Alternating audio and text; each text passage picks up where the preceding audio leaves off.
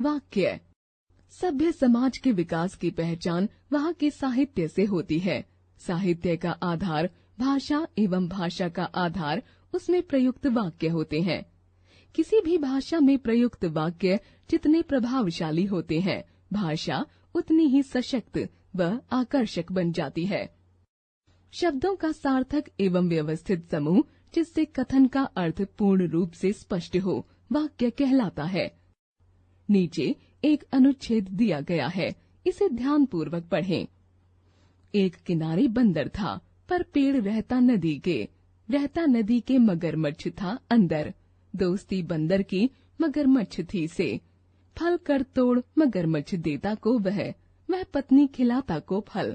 एक पत्नी बोली दिन, फल बंदर खाने मीठे वाला, मीठा कितना होगा, खा मजा जाएगा, कर बंदर आको। आपने देखा कि उपरोक्त अनुच्छेद में कुछ भी व्यवस्थित नहीं है। इस अनुच्छेद का व्यवस्थित रूप इस प्रकार है।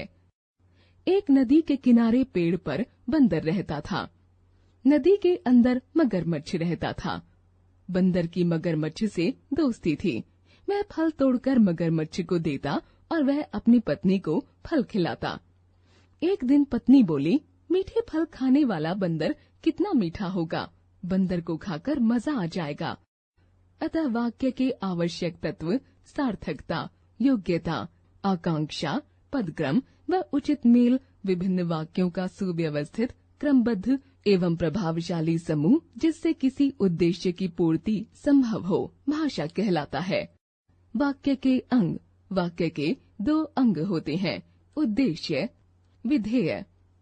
उद्देश्य वाक्य में जिसके बारे में कुछ बताया जाता है वह उद्देश्य कहलाता है। वाक्य का उद्देश्य कर्ता ही होता है। जैसे, हमने छुट्टियों का पूरा आनंद लिया, मेरी पुस्तक फट गई है। इन वाक्यों में हमने, मेरी पुस्तक आदि उद्देश्य हैं, क्योंकि इन्हीं के विषय में कुछ कहा गया है। विधेय कर्ता अथवा उद्देश्य के विषय में जो कुछ बताया जाता है उसे विधेय कहते हैं। अर्थात वाक्य में उद्देश्य के अतिरिक्त जो भी कुछ होता है उसे विधेय कहते हैं। जैसे, अमित पुस्तक पढ़ रहा है, भारतीय समाज जागरूक हो रहा है। उपर्युक्त वाक्यों में पुस्तक पढ़ रहा है तथा जागरूक हो रहा है विधेय है, क्योंकि ये वाक्य के कर्ता के बारे में जानकारी दे रहे हैं। विशेष वाक्य में अनेक बार उद्देश्य प्रकट नहीं हो पाता। जैसे, आइए, बैठिए, लिखें, बोलें, चलें, चलो आदि। ऐसे वाक्यों में लुप्त उद्देश्य आप अथवा हम होता है। वाक्य के भेद। वाक्यों के भेद दो आधारों पर किए जाते हैं, रचना के आधार पर, अर्थ के आधार पर।